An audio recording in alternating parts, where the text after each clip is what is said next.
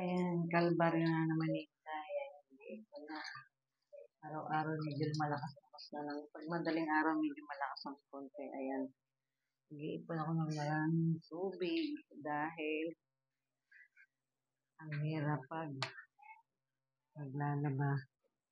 Ayan. Iipon ka ng tubig. Lalaba. Hi guys!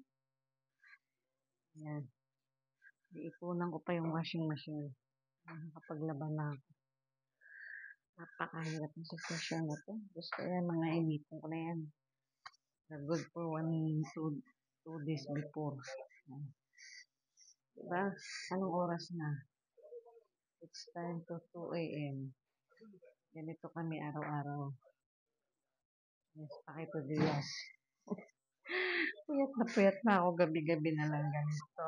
Ano na tayo, prime water? Kailan mo kami parurusahan ng ganito? Ayun lang guys for today's video. Antok na si Inday. Sobrang antok na.